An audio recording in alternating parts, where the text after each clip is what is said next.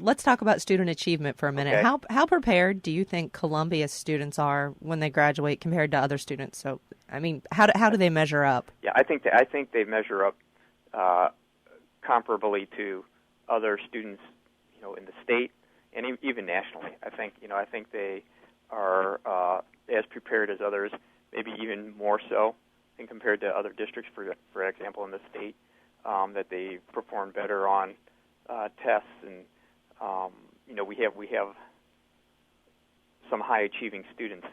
The question becomes, and I don't know that I have a clear answer for you, as far as the achievement gap and how well we've been able to close that gap, and looking at all students' performances, how do our lower end students compare to lower end students at other parts of the state? I'm not sure on the answer on that one. So.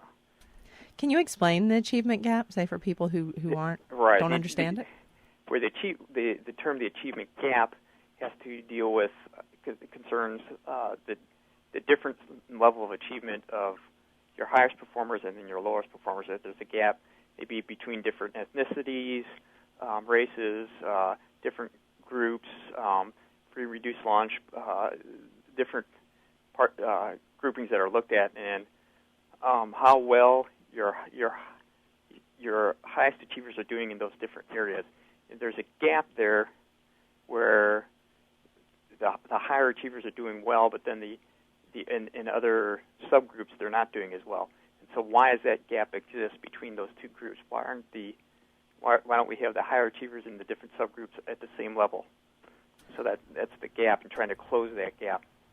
And there are a lot of different reasons. Poverty is probably the biggest one of why you see differences in why you see those gaps.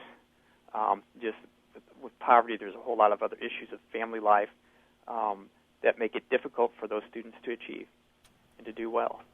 And this is an issue that the Columbia School District is facing. Right, exactly.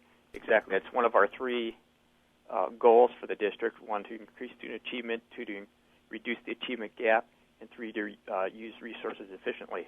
And I think that reducing the achievement gap becomes such a difficult thing to do because it's more than just what the school can be involved with.